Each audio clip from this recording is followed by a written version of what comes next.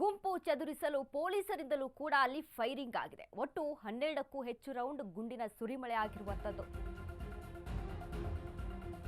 ಗುಂಪು ಚದುರಿಸಲು ಪೊಲೀಸರಿಂದಲೂ ಫೈರಿಂಗ್. ಒಟ್ಟು 12ಕ್ಕೂ ಹೆಚ್ಚು ರೌಂಡ್ ಗುಂಡಿನ ಸುರಿಮಳೆ.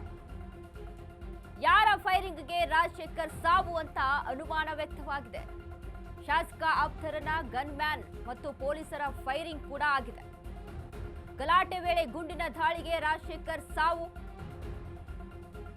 ಹಾಗಾದ್ರೆ ಇತ್ತ ಪೊಲೀಸರ ಫೈರಿಂಗ್ ಇಂದ ಸಾವಾಯ್ತಾ ಅಥವಾ ಗನ್ ಮ್ಯಾನ್ಗಳಿಂದ ಸಾವಾಯ್ತಾ ಅನ್ನುವಂಥದ್ದು ಈಗ ಅನುಮಾನ ವ್ಯಕ್ತವಾಗಿದೆ. ಒಟ್ಟು 12ಕ್ಕೂ ಹೆಚ್ಚು ರೌಂಡ್ ಗುಂಡಿನ ಸುರಿಮಳೆ ಆಗಿರುವಂಥದ್ದು. ಯಾರ ಫೈರಿಂಗಿಗೆ ರಾಜಶೇಖರ್ ಸಾವು ಅನ್ನುವಂಥ ಅನುಮಾನ ವ್ಯಕ್ತವಾಗಿದೆ. ಒಂದ್ ಕಡೆ ಪೊಲೀಸ್ ಅಲ್ಲಿ ಏನು ನಿಯಂತ್ರಿಸಲು ಗಲಾಟೆಯನ್ನ ನಿಯಂತ್ರಿಸೋದಕ್ಕೆ ಪೊಲೀಸರ ಕಡೆಯಿಂದ ಕೂಡ ಅಲ್ಲಿ ಫೈರಿಂಗ್ ಆಗಿದೆ. ಇನ್ನು ಅದ್ರ ಜೊತೆಗೆ ಗನ್ ಮ್ಯಾನ್ಗಳಿಂದ ಕೂಡ ಅಲ್ಲಿ ಫೈರಿಂಗ್ ಆಗಿರುವಂಥದ್ದು. ಇದು ಎರಡರ ನಡುವೆ ಯಾರ ಒಂದು ಗುಂಡಿಗೆ ಬಲಿಯಾಗಿದ್ದಾನೆ ರಾಜಶೇಖರ್ ಅನ್ನುವಂಥ ಅನುಮಾನ ಇಲ್ಲಿ ವ್ಯಕ್ತವಾಗಿದೆ. ಇದು ತನಿಖೆ ಆಗಬೇಕು. ಏನು ಸಿಕ್ಕಿರುವಂತಹ ಗುಂಡಿದೆ, ಆ ಒಂದು ಬಾಡಿಯಲ್ಲಿ ಹೋಗಿರುವಂತಹ ಗುಂಡಿನ ಒಂದು ಪರಿಶೀಲನೆಯನ್ನ ಮಾಡಲಾಗುತ್ತೆ. ಆ ಒಂದು ಪರಿಶೀಲನೆ ಮೇರೆಗೆ ಇದು ಯಾವ ಒಂದು ಗನ್ನಿಂದ ಬಂದಿರುವಂತಹ ಬುಲೆಟ್ ಅನ್ನುವಂಥದ್ದನ್ನ ಅಲ್ಲಿ ತನಿಖೆಯ ವೇಳೆ ತಿಳಿದು ಬರುತ್ತೆ. ಹಾಗಾದ್ರೆ ಇಲ್ಲಿ ಯಾರ ಗುಂಡಿನ ದಾಳಿಗೆ ರಾಜಶೇಖರ್ ಪ್ರಾಣ ಹೋಗಿದೆ ಅನ್ನುವಂಥದ್ದನ್ನ ತಿಳಿದು ಬರಬೇಕಾಗಿದೆ.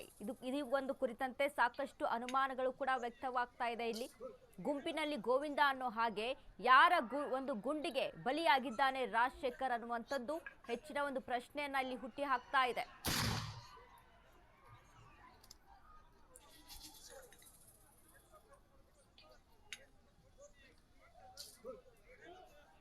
ಗಮನಿಸ್ತಾ ಇದ್ದೀವಿ ನಾವು ವಿಡಿಯೋದಲ್ಲಿ 12ಕ್ಕೂ ಹೆಚ್ಚು ರೌಂಡ್ ಗುಂಡಿನ ಸುರಿಮಳೆ ಆಗಿರುವಂಥದ್ದು. ಇತ್ತ ಒಂದು ಕಡೆ ಪೊಲೀಸರು ಅಲ್ಲಿ ನಿಯಂತ್ರಣ ಮಾಡೋದಕ್ಕೆ ಅಂದ್ರೆ ಅಲ್ಲಿ ಏನು ಗಲಾಟೆ ನಡೆದಿತ್ತು ಆ ಗಲಾಟೆಯ ನಿಯಂತ್ರಣಕ್ಕಾಗಿ ಫೈರಿಂಗ್ ಅನ್ನ ಮಾಡ್ತಾರೆ. ಇನ್ನೊಂದು ಕಡೆ ಅಲ್ಲಿ ಗನ್ ಮ್ಯಾನ್ಗಳಿಂದ ಕೂಡ ಫೈರಿಂಗ್ ಆಗಿರುವಂಥದ್ದು. ಅಂದ್ರೆ ಶಾಸಕರ ಆಪ್ತರ ಗನ್ ಮ್ಯಾನ್ಗಳಿಂದ ಅಲ್ಲಿ ಫೈರಿಂಗ್ ಆಗಿರುವಂಥದ್ದು. ಹೀಗಾಗಿ ಎರಡನ್ನೂ ಕೂಡ ಗಮನಿಸಿ ನೋಡಿದಾಗ ಯಾರ ಗುಂಡಿಗೆ ರಾಜಶೇಖರ್ ಪ್ರಾಣ ಹಾರಿ ಹೋಗಿದೆ ಅನ್ನುವಂಥದ್ದು ತನಿಖೆ ಬಳಿಕ ತಿಳಿದು ಬರಬೇಕಾಗಿದೆ. ಗಡಿನಾಡು ಬಳ್ಳಾರಿ ನಿಗಿ ಅನ್ನುವುದಕ್ಕೆ ಕಾರಣ ಏನು? ಕೈ ಕಾರ್ಯಕರ್ತ ಸಾವು, ಸಂಘರ್ಷ ಶುರುವಾಗಿದ್ದೇಕೆ? ನಾಳೆ ಮಹರ್ಷಿ ವಾಲ್ಮೀಕಿ ಪ್ರತಿಮೆ ಅನಾವರಣ ಕಾರ್ಯಕ್ರಮದ ಪ್ರಚಾರಕ್ಕೆ ಇಡೀ ಬಳ್ಳಾರಿಯಲ್ಲಿ ಬ್ಯಾನರ್ ಅನ್ನ ಹಾಕಲಾಗಿದೆ. ಜನಾರ್ದನ್ ರೆಡ್ಡಿ ಮನೆ ಮುಂದೆ ರಸ್ತೆಯಲ್ಲೆಲ್ಲ ಫ್ಲೆಕ್ಸ್. ಭರತ್ ರೆಡ್ಡಿ ಬೆಂಬಲಿಗರಿಂದ ಶುರುವಾಗ್ತಿದ್ದಂತೆ ಕಿರಿಕ್ ಶುರುವಾಗಿದೆ. ಜನಾರ್ದನ್ ರೆಡ್ಡಿ ಮನೆ ದಾರಿಗೆ ಅಡ್ಡವಾಗುವಂತೆ ಬ್ಯಾನರ್ ಅನ್ನ ನಿರ್ಮಿಸಲಾಗಿತ್ತು. ಬ್ಯಾನರ್ ಕಿರಿಕ್ ತಿಳಿದುಕೊಂಡು ಜನಾರ್ದನ್ ರೆಡ್ಡಿ ಎಂಟ್ರಿಯನ್ನ ಕೊಟ್ಟಿದ್ದಾರೆ. ರೆಡ್ಡಿ ಕಾರ್ನಿಂದ ಇಳಿಯುತ್ತಿದ್ದಂತೆ ಫೈರಿಂಗ್ ಮಾಡಿದ್ರಂತೆ. ಸತೀಶ್ ರೆಡ್ಡಿ ಗನ್ ಮ್ಯಾನ್ಗಳಿಂದಲೇ ಬುಲೆಟ್ಸ್ ಫೈರಿಂಗ್ ಆಗಿದೆ. ಕಾಂಗ್ರೆಸ್ ಶಾಸಕ ನಾರಾ ಭರತ್ ರೆಡ್ಡಿ ಆಪ್ತ ಸತೀಶ್ ರೆಡ್ಡಿ ಒಂದು ಬುಲೆಟ್ ತೋರಿಸಿ ಜನಾರ್ದನ್ ರೆಡ್ಡಿ ಆರೋಪವನ್ನ ಮಾಡಿದ್ದಾರೆ.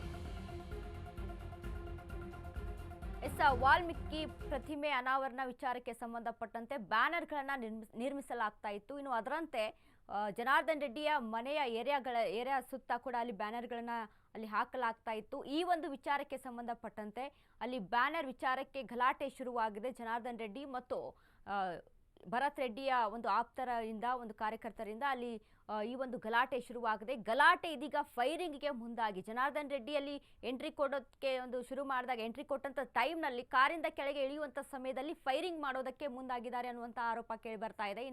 ಇನ್ನು ಶಾಸಕ ಭರತ್ ರೆಡ್ಡಿಯ ಆಪ್ತನಾದಂಥ ಸತೀಶ್ ರೆಡ್ಡಿಯ ಗನ್ ಮ್ಯಾನ್ಗಳಿಂದ ಅಲ್ಲಿ ಫೈರಿಂಗ್ ಆಗಿದೆ ಅನ್ನುವಂಥದ್ದು ಇಲ್ಲಿ ತಿಳಿದು ಬರ್ತಾ ಇರುವಂಥದ್ದು. ಅಂದ್ರೆ ಆರೋಪ ಇಲ್ಲಿ ಕೇಳಿ ಬರ್ತಾ ಇರುವಂಥದ್ದು. ಇದು ಮತ್ತಷ್ಟು ತನಿಖೆಯ ಬಳಿಕ ತಿಳಿದು ಬರಬೇಕಾಗುತ್ತೆ. ಆದರೆ ಸದ್ಯಕ್ಕೆ ತಿಳಿದು ಬರ್ತಾ ಇರುವಂತಹ ಆರೋಪ ಸತೀಶ್ ರೆಡ್ಡಿಯ ಗನ್ ಮ್ಯಾನ್ಗಳಿಂದ ಆಗಿದೆ ಫೈರಿಂಗ್ ಮೊದಲು ಅನ್ನುವಂಥದ್ದು. ಅಂದ್ರೆ ಜನಾರ್ದನ್ ರೆಡ್ಡಿಯನ್ನ ಅಲ್ಲಿ ಫೈರ್ ಮಾಡೋಕೆ, ಜನಾರ್ದನ್ ರೆಡ್ಡಿಯ ಮೇಲೆ ಒಂದು ಗುಂಡಿನ ದಾಳಿಯನ್ನು ನಡೆಸೋಕೆ ಪ್ರಯತ್ನವನ್ನ ಮಾಡಿದ್ರು ಅನ್ನುವಂಥ ಆರೋಪ ಕೂಡ ಇಲ್ಲಿ ತಿಳಿದು ಬರ್ತಾ ಇದೆ. ಸೊ ಹೀಗಾಗಿದ್ರಿಂದ ಅಲ್ಲಿ ಇಬ್ಬರ ನಡುವೆ ಬಲಿಯಾಗಿದ್ದು ಕಾಂಗ್ರೆಸ್ ಒಂದು ಕಾರ್ಯಕರ್ತನಾದಂಥ ರಾಜಶೇಖರ್ ಮಾತ್ರ. ಸೊ ಹೀಗಾಗಿ ಅಲ್ಲಿ ಯಾರ ಒಂದು ಗನ್ನಿಂದ ಈ ಬುಲೆಟ್ ಅಲ್ಲಿ ಫೈರ್ ಆಗಿದೆ, ಯಾರ ಒಂದು ಗನ್ನಿಂದ ಈ ಬುಲೆಟ್ ಹೋಗಿ ರಾಜಶೇಖರ್ಗೆ ತಾಕಿದೆ ಅನ್ನುವಂಥದ್ದು ತನಿಖೆಯಿಂದ ತಿಳಿದು ಬರಬೇಕು. ಒಂದು ಚಿಕ್ಕ ಪುಟ್ಟ ವಿಚಾರಕ್ಕೆ ಈ ರೀತಿಯಾಗಿ ಕೊಲೆಗೆ ಮುಂದಾಗುವಂಥದ್ದು ಅಂದ್ರೆ ಇವರೆಲ್ಲರೂ ಕೂಡ ಒಂದು ಜನಸಾಮಾನ್ಯರಿಗೋಸ್ಕರ ಒಂದು ಕೆಲಸವನ್ನ ಮಾಡುವಂತ ನಾಯಕರು. ಇವರನ್ನ ನೋಡಿ ಜನಸಾಮಾನ್ಯರಿಗೆ ಒಂದು ಮೆಸೇಜ್ ಅನ್ನ ಕೊಡಬೇಕು. ಆದ್ರೆ ಇದು ಏನಾಗ್ತಾ ಇದೆ, ಈ ಒಂದು ಫೈರಿಂಗ್, ಈ ರೀತಿಯಾಗಿ ಗುಂಡಿನ ದಾಳಿಗಳು ಒಂದು ಚಿಕ್ಕ ವಿಚಾರಕ್ಕೆ, ಬ್ಯಾನರ್ ವಿಚಾರಕ್ಕೆ ಸಂಬಂಧಪಟ್ಟಂತೆ ಈ ರೀತಿಯಾಗಿ ಗುಂಡಿನ ದಾಳಿ ಆಗೋದು, ಅಲ್ಲಿ ಒಬ್ಬನ ಪ್ರಾಣ ಹಾರಿ ಹೋಗೋದು ಅಂತ ಅಂದರೆ ಎಷ್ಟರ ಮಟ್ಟಿಗೆ ಸರಿ? ಯಾಕಂದರೆ ಜವಾಬ್ದಾರಿಯುತ ವ್ಯಕ್ತಿಗಳಾದಂಥ ಇವರೆಲ್ಲರೂ ಕೂಡ, ನಾಯಕರಾದಂಥ ಇವರೆಲ್ಲರೂ ಕೂಡ ಏನು ಸಂದೇಶವನ್ನು ಕೊಡೋಕ್ಕೆ ಹೋಗ್ತಾ ಇದ್ದಾರೆ?